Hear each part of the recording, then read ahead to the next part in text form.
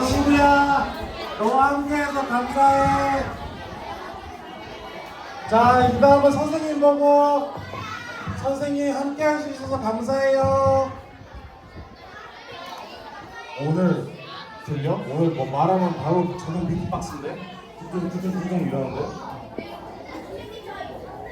자, 조사님도 여러분들 이렇게 매주 볼 수 있어서 정말 감사합니다.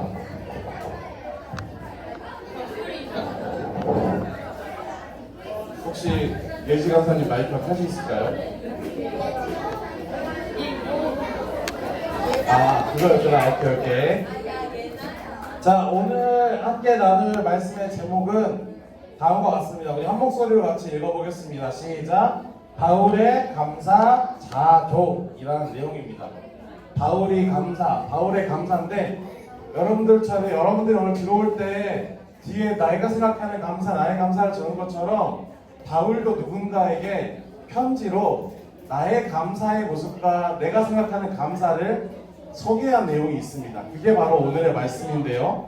그 내용에 대해서 함께 나눠보겠습니다. 특별히 여러분, 이번 주는 추수감사주일입니다. 추수감사주일 이름 그대로 한 1년간 열심히 씨를 뿌리고 가꾸고 노력한 이 수확물을 또 잘 수확할 수 있게 해주신 하나님께 감사하는 마음으로 예배를 드리는 예배의 모습이 추수감사입니다. 그래서 오늘 이 추수감사절, 특별히 추수감사절이기 때문에 오늘 우리가 한번 이 추수감사절에 어떤 감사의 모습을 생각해 볼지 짧고 간단하게 한번 말씀 나눠보고 마무리하겠습니다. 오늘 말씀에서는 바울이라는 사람이 등장을 해요. 바울, 여러분들 한 번쯤은 되게 한 번이 아니라 여러 번 들어봤을 법한 이 바울이라는 인물이 등장하는데, 바울이 오늘 자신의 감사의 모습을 빌립보 교회라는 곳에 편지로 써서 보냅니다. 빌립보 교회를 향해서 내가 생각하는 감사, 내가 경험한 감사가 무엇인지를 빌립보서라는 이름으로 편지를 보냈어요. 이 빌립보 교회랑 바울은 어떤 관계에 있었냐면, 여러분, 바울이 크게는 4차례 선교를 갔고 공식적으로는 3차례의 선교를 갔어요.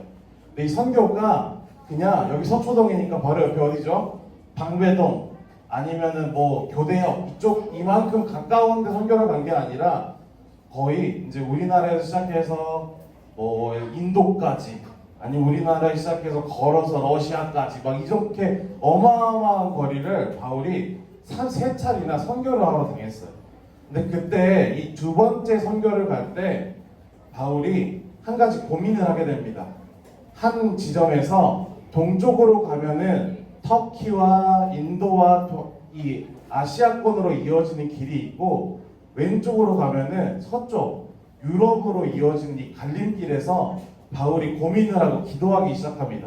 하나님, 제가 마음은 이 동쪽으로, 동양으로, 아시아 쪽으로 선교를 나가고 싶은데 어떻게 해야 할까요? 라고 했을 때 하나님이 이 길을 막으시고, 아니 너 이번에 이 서쪽으로, 유럽 쪽으로 선교를 가야 해 라고 이 길을 알려주신 내용이 등장을 합니다. 그리고 바울이 어쩌면은 내키지 않는 방향이겠지만 내가 가고 싶은 곳은 이쪽이었지만 하나님께서 보내신 유럽 쪽으로 첫 발을 딛고 처음으로 말씀을 전하는 곳이 바로 빌립보라는 지역입니다. 바울의 선교의 여정에 있어서 처음으로 새로운 지역에 가서 하나님의 말씀을 전한 지역이 이 빌립보인데, 그래서 바울은 이 빌립보 교회에 이 편지를 써서까지 그들을 위해서 축복하고 그들을 위한 감사의 메시지를 전하고 그들과 함께하는 기쁨을 이야기할 정도로 이 빌립보를 굉장히 사랑하고 아꼈습니다. 그런데 이 바울만 사랑하고 아낀 게 아니라 그런 마음을 알았는지 이 빌립보 교회도 마찬가지로 바울을 정말 사랑했습니다. 그래서 빌립보 교회는 말씀을 받아들이고 하나님을 알면서 얻은 평화와 또 이 말씀을 열심히 전하고 전도하면서 주신, 어떻게 보면 조금 더 풍성한 재정과 연보들을 통하여서 지속적으로 멀리 떨어져 있는 바울을 위해서 기도할 뿐만 아니라 여러 재정과 지원으로도 바울의 사역을 돕는 관계였었어요. 사랑한 빌립보 교회를 사랑하는 바울의 모습처럼 빌립보 교회도 바울을 굉장히 사랑하며 어느 때나 바울을 돕고자 하는 마음으로 항상 바울과 연락하고 그를 위해 기도하고 함께함을 감사하는 그런 교회였습니다. 이런 바울과 빌립보 교회의 관계가 바로 오늘 우리가 함께 나눠본 이 빌립보서라는 말씀에 4장에 걸친 분량으로 적혀 있어요. 1장부터 3장까지 이 빌립보서 쓸 때 바울은 비록 자신의 몸은 감옥에 갇혀 있었지만, 하나님의 말씀을 전한다는 이유 때문에 감옥에 갇혀 있었지만, 감옥에 있을 때 내 몸은 감옥에 있음에도 불구하고 내가 복음을 전한 곳, 말씀을 전한 곳에서 스스로 말씀을 더욱 전하기를 열심히 하고 이 하나님의 말씀을 지키고 살아가는 모습들을 보면서 기뻐하는 편지를 적었는데, 그 모습을 대표적으로 나타난 데가 바로 오늘 빌립보 교회의 모습입니다. 야, 우리 릴스 아주 찍었다고 너무 들떠 있는데 잠깐만 집중해서 말씀 나누고 마무리하겠습니다. 너무 좋은데 예배 때는 우리 잠깐만 집중해서 말씀 이해가 잘 안 되더라 한번 들어보려고 한번 우리 노력해 봅시다. 그래서 이 빌립보서는 감옥에서 보내는 기쁨의 편지라고 불리며 그 안에는 바울이 설명하는 한 번 또 혼날 때 됐지? 또 한 번 정색할 때 됐지 나.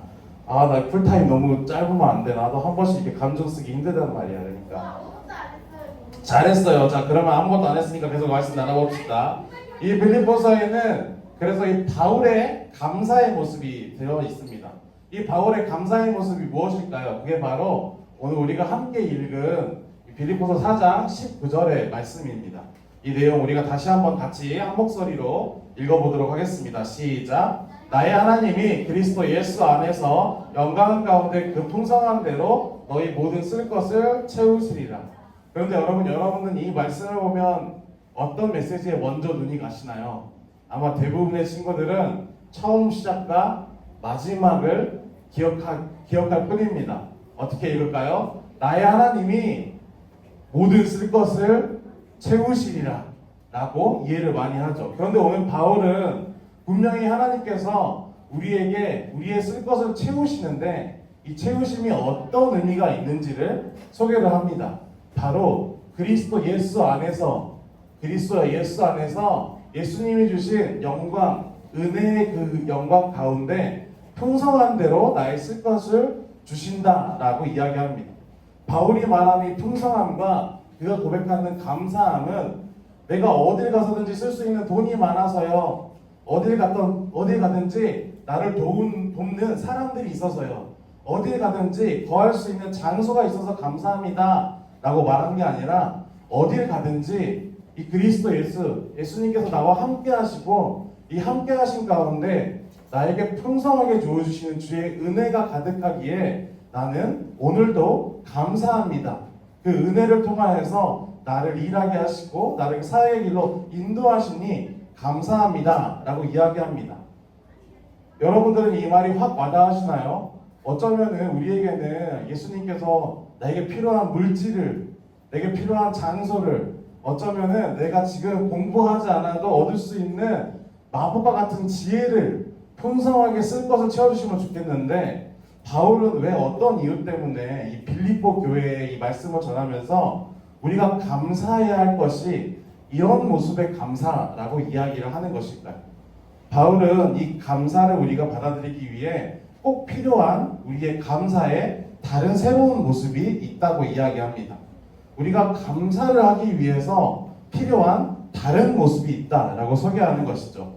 그게 바로 우리가 시작할 때 소개했던 바울의 감사의 모습. 빌립보서 안에서는 바울이 일체의 비결, 나의 모든 사역과 나의 모든 믿음과 나의 모든 하나님에 대한 열심과 이 감사의 키포인트가 되는 일체의 비결이라고 말하는 이 모습이 이 감사에 필요하다고 이야기합니다. 여러분 그게 무엇일까요? 우리 제목에도 적혀있는 바로 자족이라는 표현입니다. 자족 어떤 뜻일까요 여러분? 자족 딱 들으면 어떤 생각이 먼저 드시나요? 자족. 맞아요. 우리 시엘이가 말한 것처럼 자족은 어떤 의미가 있냐면 스스로 언제나 만족하고 감사할 수 있는 마음을 의미합니다. 그런데 우리가 이 자족을 잘못 이해하면 어떻게 반응하냐면요. 이거 어떤 나한테 안 좋은 상황이 다가왔어요. 조금 내가 힘든 상황이 다가왔어요. 그러면 이 상황을 포기해버리면서 내가 이 상황에 절망하면서 어쩔 수 없지 뭐. 방법이 없는데 어떡해. 더 이상 어떻게 할 수 있는 게 없는데 어떡해. 그냥 받아들이는 거지. 라고 말하는 이런 자족의 모습이 아니에요. 나를 낮추고 나를 깎아서 내 스스로를 만족하게 하는 이런 자족의 모습이 아니라 바로 오늘 바울이 말하는 자족의 모습은 성경 마태복음 7장 9절부터 11절에 나타나 있는 자족의 모습입니다. 오늘 이 말씀도 또 한번 같이 읽어볼 텐데요. 여러분 한번 같이 읽을 때 천천히 읽으면서 어떤 내용이 있는지 한번 같이 읽어볼게요. 7장 9절부터 읽겠습니다. 시작. 너희 중 누가 아들이 떡을 달라 하면 돌을 주며 생선을 달라 하며 뱀을 줄 사람이 있겠느냐. 여러분들 혹시 부모님한테 엄마 아빠 저 떡 주세요 이러면 돌 주시고 생선 주세요 하면은 무서운 뱀 주시는 분이 계신가요? 맞아요. 그런 사람이 있겠느냐라고 물어보신 거예요. 그리고 이어진 11절은 어떤 이야기를 하는지 또 같이 한번 천천히 읽어보겠습니다. 자, 시작. 너희가 악한 자라도 좋은 것으로 자식에게 줄 줄 알거든. 하물며 하늘에 계신 너희 아버지께서 구하는 자에게 좋은 것으로 주시지 않겠느냐라는 예수님의 설명이 나타납니다. 심지어 악한 자도 자기 자녀들한테 줄 때는 떡을 달라는 자에게 돌을 주지 않고 물고기를 달라는 자식에게 뱀을 주지 않는데, 하물며 악한 자가 아니라 세상을 지으시고 너희를 언제나 사랑하시고 너희를 구원하신 하나님께서 너희 아버지가 되어주셨는데 너희가 구할 때 가장 좋은 곳으로 주시지 않겠느냐? 라는 말씀이에요. 이 말씀은 어떤 것을 의미하냐면 하나님은 언제나 여러분과 함께 하시면서 여러분에게 최고의 선물들로 지금 여러분에게 가장 필요하고 가장 중요한 것들을 준비하시고 여러분들을 그 길 가운데로 인도하시고 그것들을 만나게 하신다라는 이야기인 거예요. 때로는 우리 삶에서 이 감사, 특별히 추수감사절날에도 감사를 생각할 때 감사를 떠올리기 어려울 때가 많습니다. 왜냐하면 특별히 여러분들, 우리와 같은 세대들은 공부하는데 시간이 바쁘고 공부가 끝나면은 집에 와서 또 어떤 인강도 봐야 되고 학원 끝나면은 예체능 피아노 배우러 가야 되고 피아노 끝나면은 태권도 배우러 가야 되고 전사님 여러분들 다니는 학원 이름 중에 제일 놀랬던 게 뭔지 아세요? 줄넘기도 여러분 돈 주고 배우시다면서요. 나 깜짝 놀랐잖아요. 무슨 줄 이렇게 넣었는데 이것도 돈 주고 배운다는 소리를 듣고 정말 여러분 바쁘게 사는구나 라고 생각을 했습니다. 그런 여러분에게 사실 어쩌면 전사님이 갑자기 주일날 이번 주 추수감사절이니까 여러분 감사해야 돼요 라고 말하면은 받아들이지 않으실 수도 있어요. 나는 진짜 감사할 게 생각이 안 나는데요. 정말 감사가 어려운데요? 라고 말할 수 있어요. 그런데 오늘 이 마태복음 7장은 어쩌면 그런 유대인에게, 히브리인에게 예수님께서 왜 이 말을 하셨냐면 하나님께서 결국에는 너희들에게 가장 좋은 것을 주시기 위해 우리가 찾을 수 있는 가장 크고 좋은 감사를 찾게 하시기 위해 그 길을 위해 매 순간 너희를 위해 가장 좋은 것을 준비하시고 예비하신다는 것을 기억하길 바란다 라고 하시면서 예수님께서 이 말씀을 하신 거예요. 때로는 우리에게 주어지는 삶의 어떤 모습들이 감사하기 힘들 때도 있고 이게 감사인가? 이렇게 하면 어떻게 감사를 느끼지? 하는 삶처럼 느껴질 때도 있지만 때로는 그 모습들을 통해서 하나님께서 진짜 내가 감사할 수 있는 상황 가운데로 정말 내가 이게 정말 하나님의 은혜구나, 하나님의 영광 속에 주어주시기에 풍성하게 채워주시는 감사의 순간이구나 라고 하고 느끼는 곳으로 인도하게 하시는 순간순간의 선물일 수 있다라는 것을 오늘 마태복음 7장을 통해서 예수님은 말씀하시는 거예요. 그렇게 바울은 자족이라는 표현을 씁니다. 그저 나의 기대와 나의 욕심과 나의 만족을 낮춰서 상황에 순응하는 자족을 말하는 게 아니라 그 작은 상황 가운데서도 힘들 수 있는 상황 가운데서도 내가 감사를 느낄 수 없는 그 미세한 상황 가운데서도 더 큰 하나님의 계획과 나를 그 감사의 자리로 이끄신 하나님의 모습을 보면서 그 순간에도 하나님께서 나를 최고의 선물로 최고의 방법으로 함께 하시구나 라는 것을 감사할 수 있기를 바라며 자족이라는 표현을 썼습니다. 그리고 이 자족이 이루어질 때 바울은 우리가 진정으로 하나님께 감사할 수 있는 순간들로 나아가게 된다라는 것을 이야기를 합니다. 여러분, 오늘은 추수감사 주일입니다. 어쩌면 그렇게 바쁘고 힘든 하루하루 살아가는 여러분에게 감사라는 게 참 어렵고 낯설고 막연할 수 있다고 생각을 해요. 그렇지만 여러분, 특별히 추수감사절의 기간에 한편에 막연하고 막막하고 어쩌면 답답할 수 있는 상황 가운데 하나님께서 나에게 보이게 하시고, 어쩌면 오늘 우리가 나누는 이 말씀을 통해서 도대체 내 삶에는 어떤 감사가 있지? 라는 고민을 하시게 하는 순간을 통해 내 삶에 있는 가장 작은 감사부터 찾아볼 수 있는 우리 친구들의 오늘이 되었으면 좋겠습니다. 그래서 여러분들이 보내는 이 한 주간 동안에 이 찾은 작은 감사를 조금씩 키워가시면서 하나님께서 언제나 나에게 가장 좋은 모습으로 최고의 선물로 함께 하시는구나 라는 걸 느끼고 찾아볼 수 있는 우리 친구들의 한 주간이 되기를 소망합니다. 그래서 우리가 다음 주에 만날 때는 여러분들 오늘에 찾았던 이 감사의 제목이 더욱더 성장하고 조금 더 확장되고 조금 더 구체화되어서 여러분 마음 가운데 남을 수 있는 이 감사를 찾는 그 시작이 되는 오늘과 여러분의 한 주간이 되기를 진심으로 소망하고 기도합니다. 오늘 말씀을 생각하면서 우리 두 손을 모으고 두 눈 감고 기도하고 마무리하도록 하겠습니다.